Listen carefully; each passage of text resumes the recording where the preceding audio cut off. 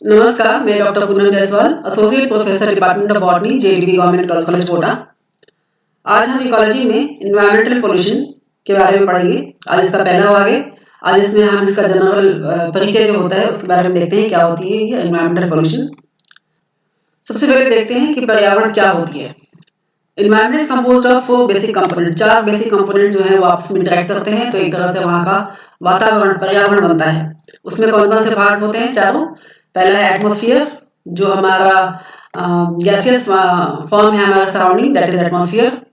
दूसरा hydrosphere, water का जो पार्ट है that is hydrosphere. Third is lithosphere, जो सॉलिड पार्ट है rock and soil, that is lithosphere.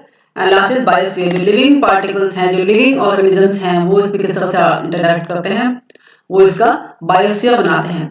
तो इस चित्र को देखकर आप समझ सकते हैं जो एटमॉस्फेयर है वो इन तीनों के सम्मिलित सहभागिता से बना हुआ है। इसमें lithosphere, soil, hydrosphere, oceans, rivers, lakes इत्यादि, बायोस्फीयर जो लिविंग ऑर्गेनिजम्स हैं वो सभी, और ये कुल मिलाकर, और ये दिस इज एटमॉस्फेयर। तो ये कुल मिलाकर बनाते हैं एक तरह से environment. There is a continuous interaction among various components of the environment. जो भी environment के चार components हैं वो आपस में interact करते रहते हैं, and ultimately it is the biosphere that gets influenced by the other components.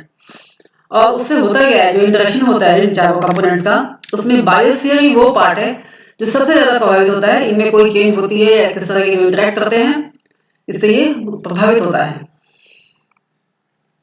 Two types of environment surround the man. दो तरह के एनवायरनमेंट जो हैं वो, एक हम जो लिविंग ऑर्गेनिजम्स हैं, जो मैन के लिए जो भी पोल्यूशन या एनवायरनमेंट की परिकल्पना है वो मैन के आसपास ही बनाई गई है।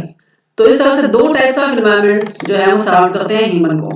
पहला है नेचुरल और नेटिव एनवायरनमेंट, जो बिना किसी एंथ्रोपोजेनिक या ह्यूमन इंटरफेरेंस के जो पर्यावरण मौजूद है हमारे आसपास, that is natural environment.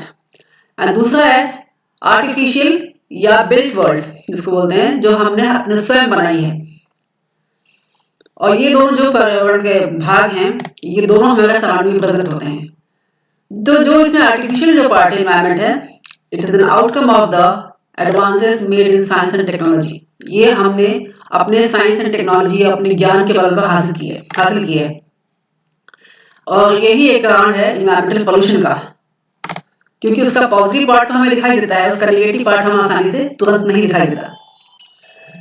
The presence of the unwanted substances in environment, जो अनवांटेड सब्सटेंसेस भी बहुत सारे उपस्थित होते हैं ह्यूमन जो आर्टिफिशियली मेन बेड उसका एनवायरनमेंट है उसकी वजह से।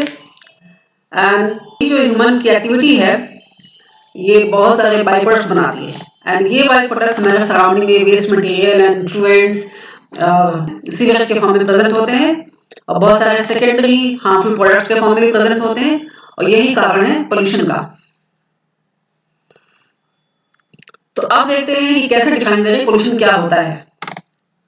Pollution broadly refers to the presence of undesirable substances, वो सब्सटेंसेस जो हमें नहीं चाहिए, डिजायर नहीं होती, हमें इच्छित नहीं होती, in the environment which are harmful to man and other organisms। और ये जो अनिश्चित सब्सटेंसेस प्रेजेंट होती हैं जो हमारे लिए उपयोगी नहीं है, दैट आर हार्मफुल, ये हमें नुकसान पहुंचाती हैं सभी लिविंग ऑर्गेनिजम्स को इंक्लूडिंग मैन।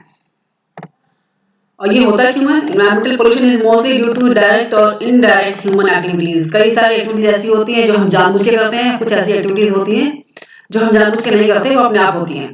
तो ह्यूमन ने अपने आसपास आर्टिफिशियल एनवायरमेंट बना रखा है, उसके कुछ जो भी एक्टिविटीज होती है उसके अंतर्गत उससे बहुत सारे हार्मफुल प्रोडक्ट्स निकलते हैं, बाई प्रोडक्ट्स निकलते हैं, इन्फ्लुएंट्स निकलते हैं, और वो डायरेक्टली या इनडायरेक्टली ह्यूमन एक्टिविटीज के रिजल्ट के द्वारा बने हैं, और वो उनको नुकसान भी पहुंचाते हैं लाभ के साथ साथ। तो ये जो नुकसान है इनको हम पढ़ते हैं पोल्यूशन में। अब देखते हैं सोर्सेज ऑफ पोल्यूशन क्या क्या होते हैं। There are 6 major sources of pollution. Pollution के 6 कारक होते हैं, उसमें से पहला है इंडस्ट्रियल सोर्सेज, जो औद्योगिक इकाइयां होती हैं वो पोल्यूशन का कारण बनती हैं, उनके बहुत सारे वेस्ट एंड इफ्लुएंट्स, स्मोक इत्यादि पोल्यूशन कॉज करते हैं। दूसरा है एग्रीकल्चरल सोर्सेज, जो खेती बाड़ी होती है, एग्रीकल्चर होता है, उसका भी बहुत वेस्ट प्रोडक्ट्स होते हैं, और दूसरे फर्टिलाइजर्स, पेस्टिसाइड्स ये सब यूज किए जाते हैं, ये सब भी पोल्यूशन का कारक बनते हैं। तीसरा है बायोजेनिक सोर्सेज। बायोजेनिक सोर्सेज कहने का मतलब है जो लिविंग ऑर्गेनिजम्स हैं उनके द्वारा उत्पन्न की जाने वाली जो पोल्यूशन है वो बायोजेनिक सोर्सेज के अंतर्गत आती है। इसमें बहुत सारे ऐसे माइक्रोब्स होते हैं जो कि not very good for human, उनको हम इसके अंतर्गत रखते हैं। दूसरा, कुछ पॉलन ग्रेन्स ऐसे होते हैं जो एलर्जी कॉज करते हैं एंड पोल्यूशन का कारक बनते हैं। चौथा है एंथ्रोपोजेनिक सोर्सेज।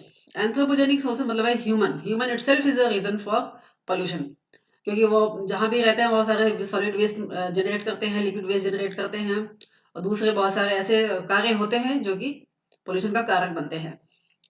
पांचवा है अननेचुरल सोर्सेज। अननेचुरल से मतलब अप्राकृतिक, जो कि नेचुरल जैसे अप्राकृतिक चीजें होती है, जैसे हमने कहीं डैम बनाया और वो डैम अगर डैमेज हो गई, ब्रेक हो गई, तो उसके कारण जो पोल्यूशन होता है वहाँ पे सॉइल क्वालिटी, सीपेज की वजह से, इत्यादि की वजह से जो पोल्यूशन कॉज होता है, सॉइल क्वालिटी खराब होती है, वाटर क्वालिटी खराब होती है, इसको इसमें रखते हैं, या फॉरेस्ट फायर इत्यादि होते हैं उनकी वजह से। Last is extra terrestrial sources. जो एक्स्ट्रा टेरेस्ट्रियल मतलब होते हैं जो दूसरे ग्रहों से या कॉस्मिक रेडिएशंस आते हैं, वो सभी एक्स्ट्रा टेरेस्ट्रियल सोर्सेज के अंतर्गत रखे जाते हैं। और जो इनका इंपोर्टेंस कौन सा है, कौन सा सोर्स है इसका जो ज्यादा महत्वपूर्ण है, कौन सा कम? The relative importance of each one of these sub sources depend on the site specific situation. Site specific situation कहने का मतलब है कि किसी स्थान पर कोई एक कारक ज्यादा प्रभावी होता है, किसी दूसरे स्थान पर दूसरा कारक प्रभावी होता है। कहीं इंडस्ट्रियल इफ्लुएंस की वजह से, इंडस्ट्रियल सोर्सेज की वजह से पोल्यूशन ज्यादा है, तो कहीं एग्रीकल्चर सोर्सेज की वजह से ज्यादा है। फॉर इंस्टेंस इन सिटीज, जैसे कि शहरों में, anthropogenic sources are the major contributors. जो ह्यूमन जो मेन मेड सोर्सेज होते हैं वो ज्यादा प्रभावी कारक होते हैं, जबकि रूरल एरियाज में, ग्रामीण क्षेत्रों में जो एग्रीकल्चरल सोर्सेज होते हैं वो पोल्यूशन का कारण होते हैं मुख्य रूप से। अब नेचर ऑफ पोल्यूटेंट्स जो पोल्यूशन कॉज करते हैं, जिनकी वजह से पोल्यूशन होता है, वो कौन कौन से होते हैं, उनका नेचर कैसा होता है?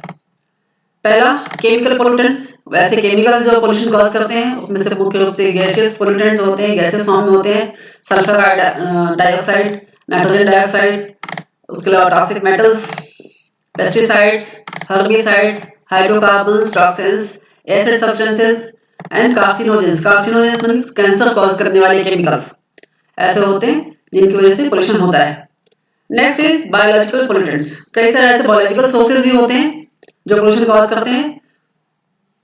उसमें से पहला है पैथोजेनिक ऑर्गेनिजम्स। बहुत सारे ऐसे ऑर्गेनिजम्स होते हैं जो कि वांटेड नहीं होते, डिजायरेबल नहीं होते, उनकी वजह से पोल्यूशन होता है।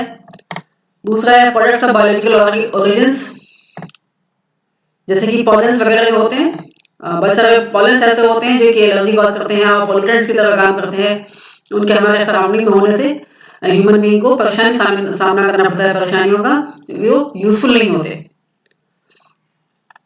तीसरा है फिजिकल पोल्यूटेंट्स, जैसे कि थर्मल पोल्यूशन, हीट, ज्यादा टेम्परेचर कहीं प्रेजेंट है वाटर में, एयर में, that is of type of pollution. Sound pollution, odours, कहीं बैड स्मेल होती है, वो बहुत सारे रेडिएशंस ऐसे होते हैं, एंड रेडियोएक्टिव सब्सटेंसेस जो न्यूक्लियर जो फ्यूजन वगैरह होते हैं उनसे निकलते हैं, and these are physical pollutants. अब देखते हैं कितने तरह के पोल्यूशन होता है, कितने तरह का होता है। There are 6 major types of pollution. पहला एयर या एटमॉस्फेरिक पोल्यूशन, दूसरा वाटर पोल्यूशन, तीसरा लैंड और soil pollution, fourth is noise pollution, next thermal pollution, sixth is radioactive pollution. हमें इसमें आगे आपके सिलेबस के हिसाब से हमें air, water and land, soil pollution के बारे में मुख्य रूप से पढ़ना है, तो आगे हम थोड़ा सा इसको विस्तार से देख लेते हैं। अब कारक क्या होते हैं एयर पोल्यूशन के, causes and sources of air pollution. Air pollution के बारे में छोटा सा पढ़ लीजिए। नेचुरल सोर्सेज तो होते हैं कई सारे एयर पोल्यूशन के, जैसे कि वोल्केनिक इरप्शंस, जब ज्वालामुखी फटती है तो उससे बहुत सारे हार्मफुल गैसेस निकलते हैं। फॉरेस्ट फायर्स, जंगल में लगी आग से बहुत ज्यादा स्मॉग या धुआं निकलता है। मार्श गैसेस, दलदलों में होने वाले जो दलदली स्थान होते हैं वहां से भी बहुत सारी गैसेस निकलती हैं। Deflection of sand and dust, हवा के साथ बहुत सारी सैंड एंड डस्ट उड़ती है, that causes air pollution. And pollen grains of flower, जो पॉलन ग्रेन्स होती हैं ये सारे नेचुरल सोर्सेज है, इसमें ह्यूमन का कोई इंटरफेरेंस नहीं है, ये अपने आप होती हैं।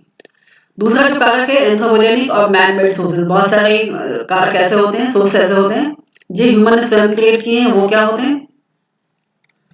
डिफॉरेस्टेशन, जंगल का कटना, विनाश, जिसकी वजह से एटमॉस्फेयर में कार्बन डाइऑक्साइड और ऑक्सीजन का जो बैलेंस है वो डिस्टर्ब हो जाता है। Next is burning of fossil fuels. जो फॉसिल फ्यूल्स है जैसे कि कोल, पेट्रोलियम, इनके बर्निंग से सल्फर डाइऑक्साइड की मात्रा एयर में बढ़ जाती है, and this is the fourth largest source of air pollution. ये चौथा सबसे बड़ा कारक है एयर पोल्यूशन का। उसके अलावा rapid industrialization, metallic contaminants and agricultural activities.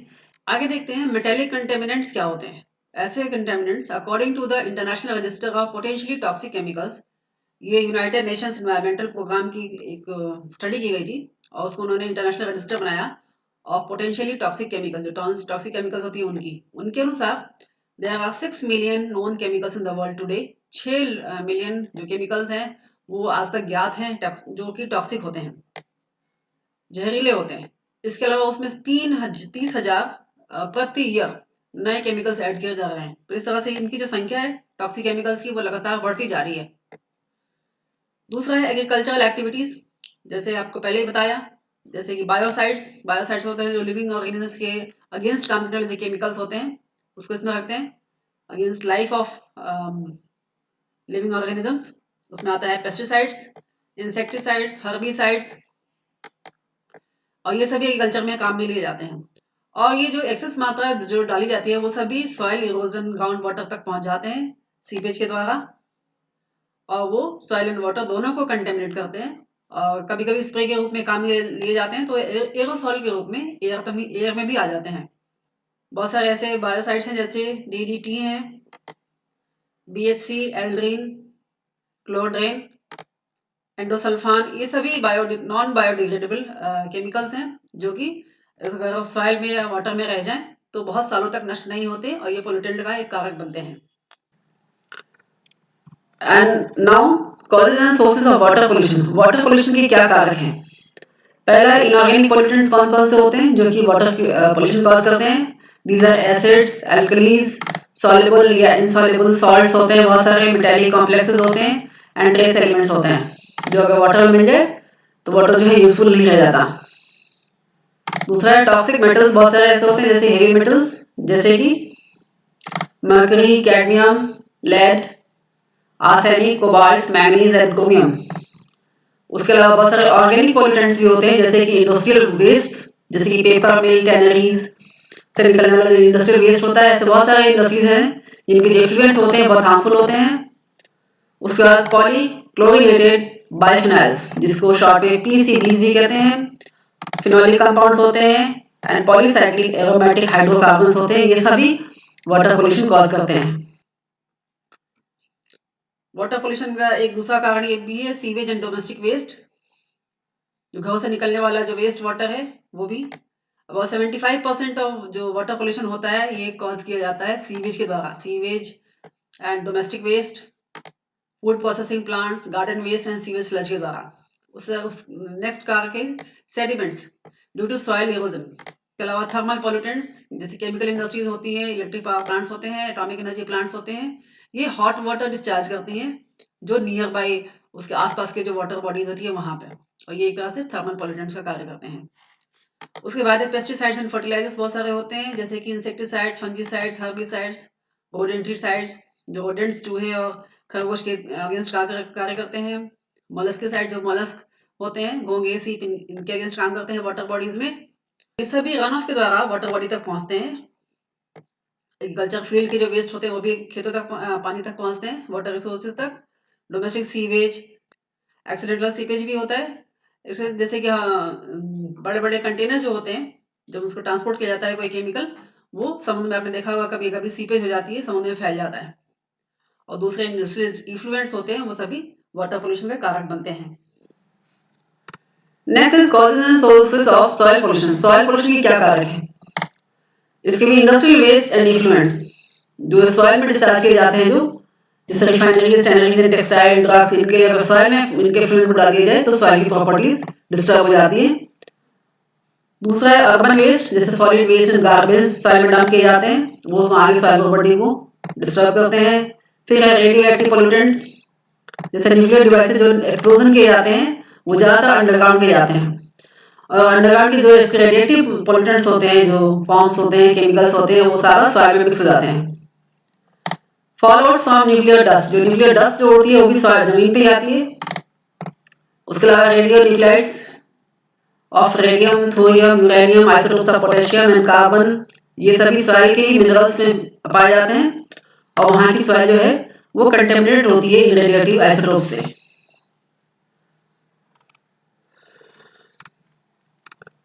फिर कुछ एग्रीकल्चरल प्रैक्टिसेस ऐसी होती हैं जिनकी वजह से सॉइल पोल्यूशन बढ़ता है, जैसे huge quantities of fertilizers, pesticides, weedicides, herbicides, manures, slurry, ये सब डाले जाते हैं जब एग्रीकल्चरल फील्ड में।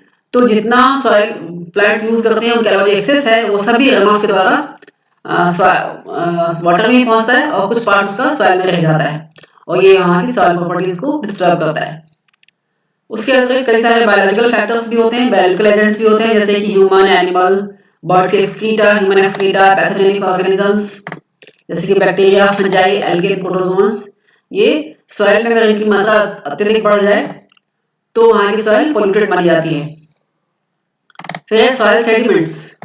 Unscientific agriculture and forestry practices की वजह से and uncontrolled dumping of terrestrial effluent, जो सॉलिड वेस्ट होते हैं उनके डिस्पोजल की वजह से, और मिसमैनेजमेंट ऑफ वाटर शेड्स, अगर वाटर बॉडीज हैं उसका मिसमैनेजमेंट ठीक प्रॉपर ना हो, ship mining, dredging, construction of dams, roads, reservoirs, overgrazing, infrastructural projects, ये सभी इन्हीं सभी की वजह से जो सॉइल के सेडिमेंट्स लेयर हैं, नेचुरल सेडिमेंट्स हैं सॉइल के, वो डिस्टर्ब हो जाते हैं और इसका उसके सॉइल की प्रॉपर्टीज पे बहुत फर्क पड़ता है और ज्यादा ये जो इफेक्ट पड़ता है वो निगेटिव होता है। धन्यवाद। इकोलॉजी के जो सीरीज है एनवायरमेंटल पॉल्यूशन, उसके सेकंड पार्ट में हम एयर पोल्यूशन के बारे में पढ़ेंगे। धन्यवाद।